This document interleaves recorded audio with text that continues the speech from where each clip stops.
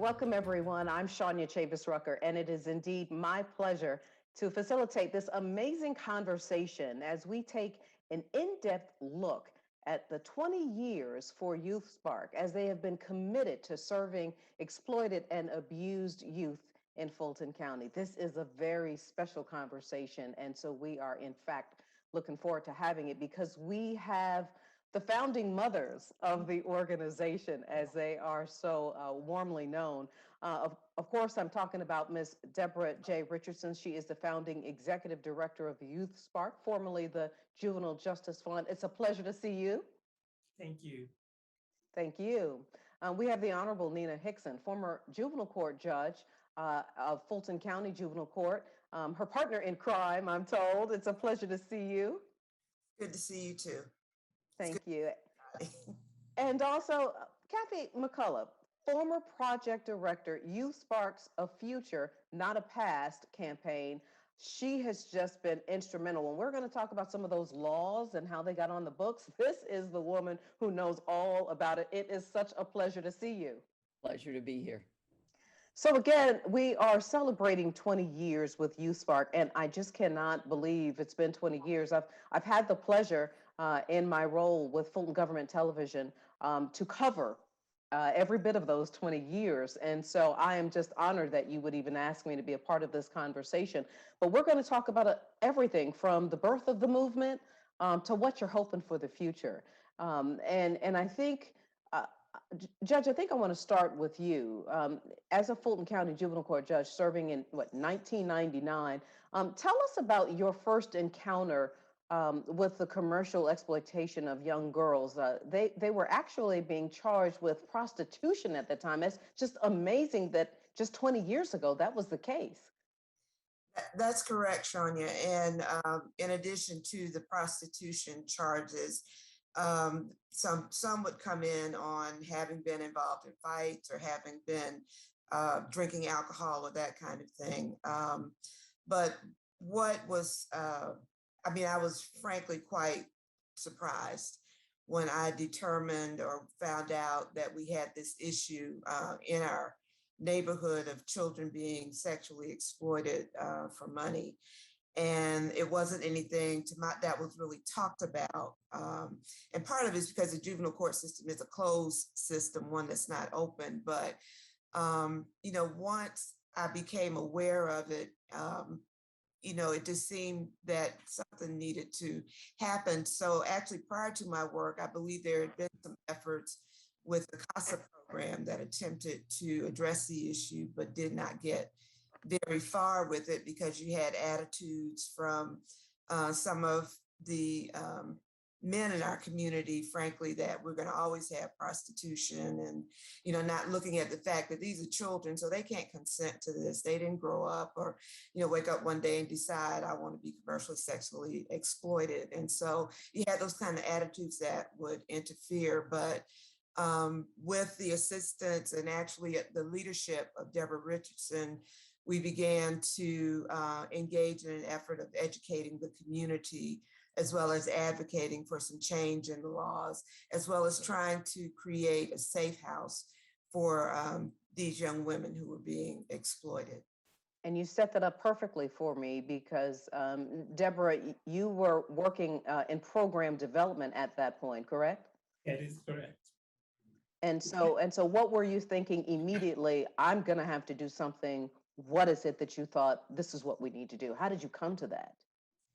Well, in order to do my job, I felt it was important for me to understand and hear what firsthand the judges were hearing. So I would go sit in on the back of the courtroom and listen to dockets.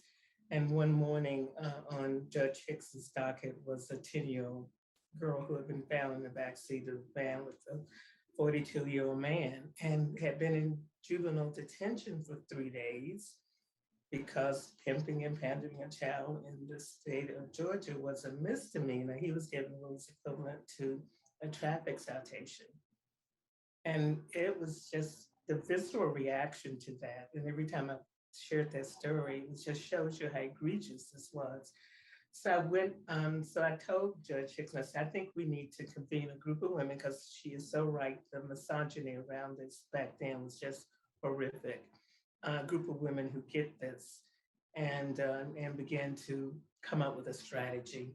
And we recruited then Fulton County Commissioner Nancy Boxell, Stephanie Davis, who's over the Atlanta Women's Foundation, Susan May, who had founded the first shelter for domestic violence victims. So she knew how to do the that kind of program. And we just started meeting. And what we met every week, and then Kaffie, you eventually joined us because of your role with another organization. And we met every week and we came up with a strategy. And that first year, we got the first bill passed that made pimping and pandering a felony with fines. Judge Hixson had a connection with the U.S. Attorney General, who she worked with him, and they filed a RICO case against the traffickers. And so it was really just starting with the group of concerned women who really understood what if this was my daughter, and then are using all the resources that we had and relationships to build this formidable coalition.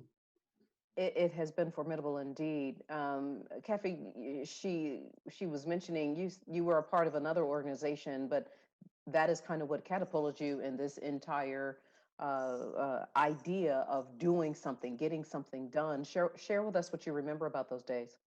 Well, first off, I have to, because I don't feel right being placed as one of the founding mothers, because I'm one of their founding daughters. Oh.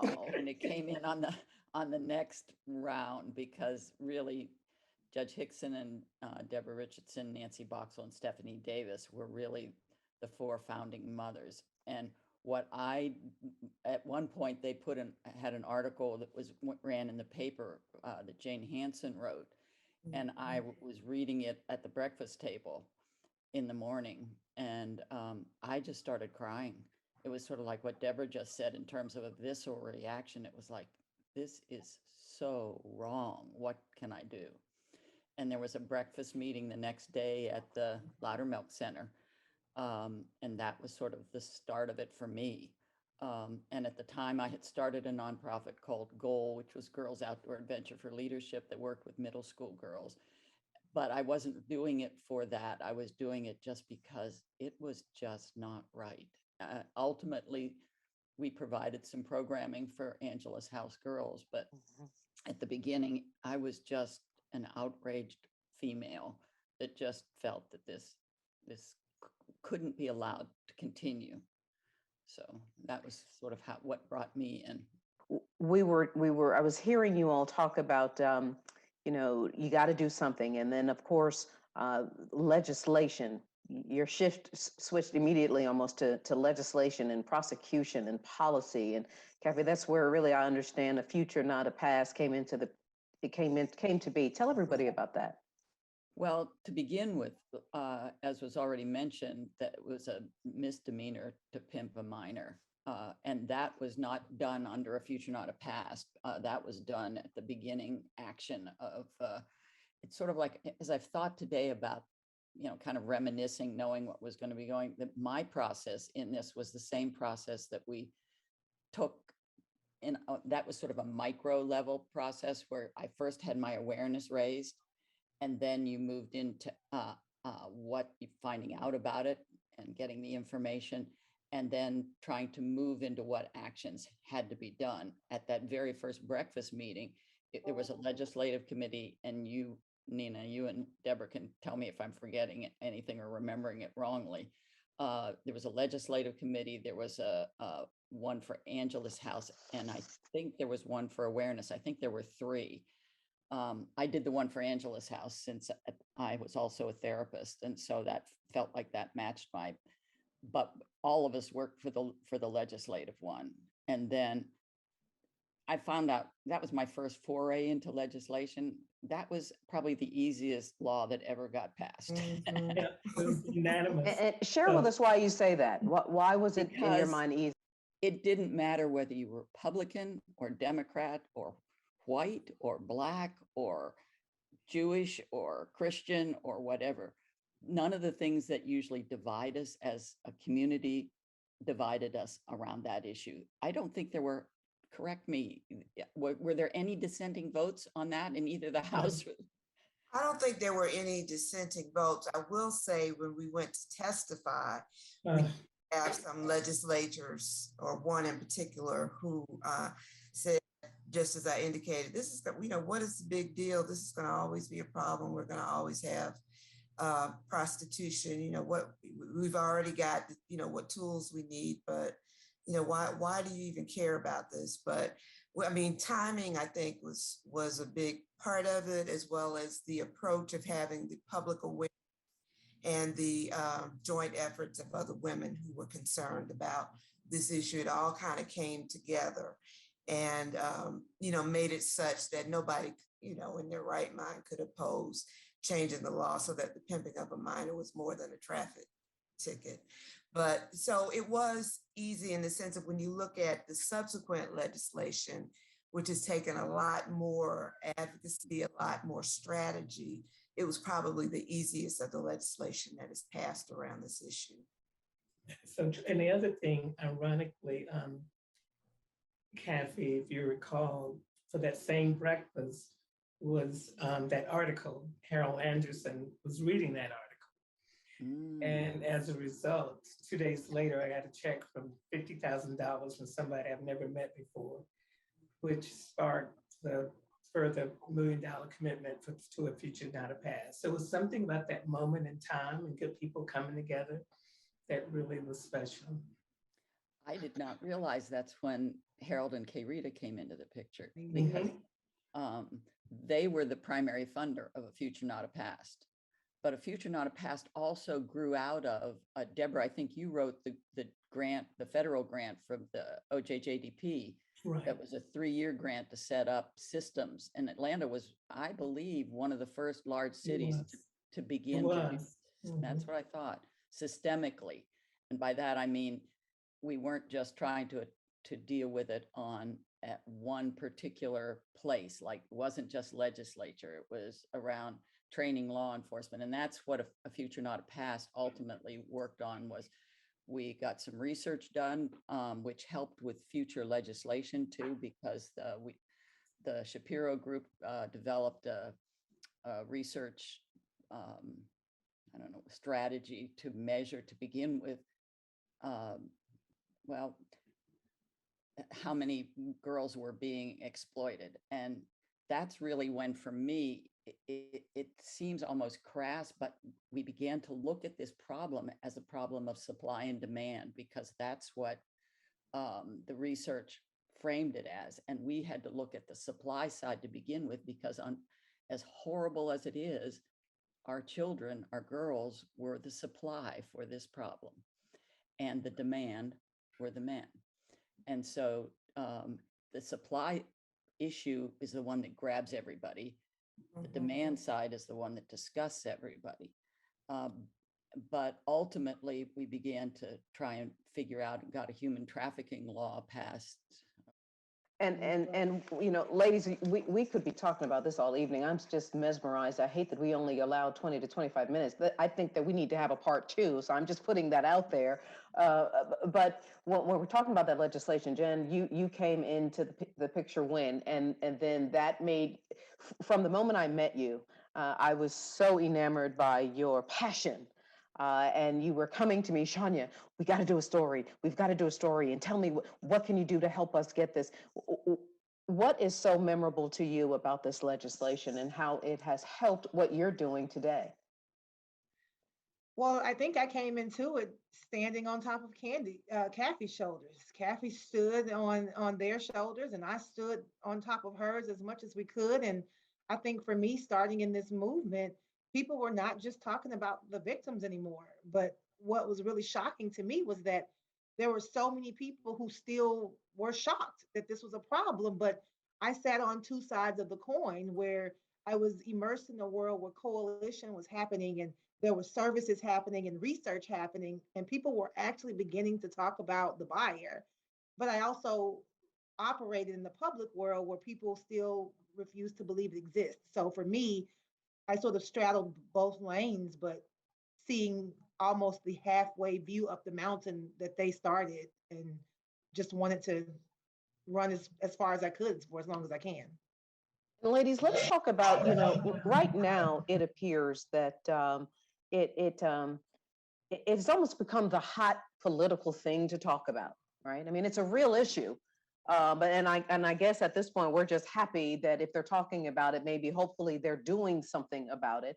But what have you seen in these 20 years in terms of where we are right now and why and how legislators appear to at least be paying attention? The governor's even paying attention.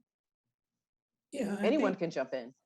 Yeah, Nina talked about that earlier, or Kaffie, one of you, about how this has always been a bipartisan issue. We have never had a division about this. However, it's a lot easier for people, in my opinion, to focus on the rescuing victims and versus facing the issue around misogyny with men and around girls who are being exploited. Even today, after all the great work that youthSpark and other groups have done, still only 26% of men who get convicted of having sex with a child ever spend a day in jail. Mm-hmm. And that's an outrageous statistic. Only, 1 in 4. I mean, seriously? That's outrageous. You're absolutely right. All 20 years later, and we're still seeing some of the same horrible consequences for that side, on that side. But Jennifer, you're seeing still consequences of these women. What are you seeing in your current program, and how are you offering these young girls service? I think you just kind of teed it up. People are still saying young girls, and people really want to focus on, I think, sometimes what feels safe and what feels digestible. But today, we, in our Youth Services Center, we serve girls, boys, LGBTQ youth, and we also recognize that we can always serve victims, but until we really begin to change the true reason that we have this problem and what drives it and perpetuates it, if we begin to put that much energy into the buyers and why it's okay, then we won't have to expend that much energy into creating community-based responses and safe houses and looking for law enforcement support, which we know, is quite limited. I would also just add that I think this just shows also, this is one other reflection of a bigger problem within our society, whether it's domestic violence, whether it's sexual exploitation, whether it's sexual harassment. It's the idea that somehow we're raising our boys to think that females are a commodity that can either be bought or sold or abused or exploited or whatever. And we have to start raising awareness of how that is getting into the male psyche, because all of those problems fall from it. Absolutely. So this is what I think I'm going to make an executive decision, even though I'm not the executive in the group. I think we've got to pick this back up. I think that we have got to do part 2 of this, and if you all would honor me with that, I hope that we can have part 2. But we're celebrating 20 years. I want to get your final thoughts, and Jen, I want you to go last so that you can invite everyone to the great celebration this year. So, Judge, let me start with you first, then Deborah, and then Kaffie, and of course, then Jennifer. Yes, when I was started on the bench in 1999, I cannot say that I envisioned that the youthSpark would still be operating, would do the great work that it's doing. I mean, we knew that as a court, we couldn't meet all the needs that were out there. We were going to have to reach out for help. And so the Juvenile Justice Fund, which became youthSpark, was created as a means of galvanizing and putting together the resources that were going to be helpful. I'm just incredibly proud of what youthSpark has done, what it continues to do, its place in the movement, and that awareness has been raised, but there's still so much more that needs to be done, particularly on the issue of demand. If there was not a market, we wouldn't have this issue. And so we still have a lot of work to do, but I'm incredibly proud of what we've done, of our legacy, and I'm proud of the women who came together to address the issue and continue to do so. Yeah, I could not agree with you more, Nina, around that. And there's some real lessons learn from this that I hope that we can lift up. Number one, being the power of coalitions and having those, and that you don't always have to have the same opinions or thoughts or views, but you can agree on the one issue. I think the power of having an opportunity for people to be engaged wherever they are, whatever they can contribute is a good lesson. And then the third one is to be connected to what is the presenting issue of the situation. A lot of times we deal with the symptoms of the outcome, but youthSpark has always been focused on makes this a problem in the first place, and what is it we can do about it. And the fact that it's here 20 years, I'm not surprised because we've had some incredible leadership. Kaffie and Jennifer, you all have been outstanding in carrying forth the torch, and we still got work to do. Not a whole lot that I can add. I think for me personally, I feel, aside from my children and my subsequent grandchildren, the work that I was able to be part of through is the thing that I am most proud of. And, you know, as you age, I think you do become aware of what's going to go on after you. And I feel so incredibly proud of Jennifer and her passion and what she has done with youthSpark, because now she's really working. We always use the metaphor, we have to somebody's throwing our kids into the stream and we're just trying to pull them out at the bottom of the stream. And Jennifer's work now is trying to keep them from being thrown into the stream. And you can't do it any better than that. Absolutely. We also have to address demand because that is very important. But the work that youthSpark is doing and doing so well has to do with keeping them even out of that stream to begin with.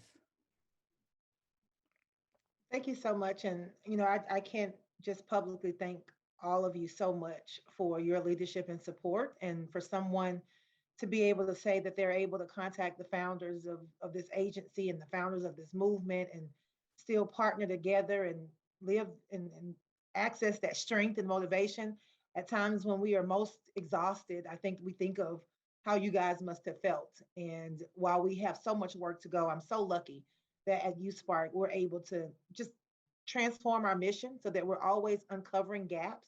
We're always looking for those kids that fall through the cracks, and we want to be able to lift those up the most, because we know here in Fulton County, they are disproportionately youth of color, Black girls and Black boys who fall victim on both sides of the coin. And so for us, we know that we are 20 years in, but we are so excited to share with our community what we can look forward to the next 20 years. And I just thank everybody in the community, and especially these women here, for extending their love and support for us, because we're going to continue the good fight. And if people want to take part in the 20-year celebration, Jennifer, how did they do that? Listen, this is a dark issue, but we're going to celebrate great times. And so we hope that the community will not only continue to support us by being liaisons and becoming a 20th anniversary community ambassador, but we also hope that you'll join us on October 21st as we celebrate 20 years at the big birthday party. And we're here to not only announce and honor some people who've done some really amazing things for us, especially our corporate partners of the year, our community ambassadors of the year, and our youth of the year. But we're also looking forward to sharing the work that we're going to be doing, not only with Fulton County Juvenile Court and the leadership here, Judge Juliet Scales, but we're going to be taking a hard look at runaway youth and how we can continue to close gaps and share this with other juvenile courts throughout the state and beyond. Ladies, I am inspired by you all. The legacy you have left is indelible, and I am so grateful for the honor to be able to have a conversation with you. We are hoping, ladies and gentlemen, that you indeed help to celebrate, as Jennifer said, a dark issue, but there is light. There is light around this issue, and it's because of these women right here. So I want to thank you all for joining us this evening, and we just want to remind everybody, don't forget, it only takes a spark.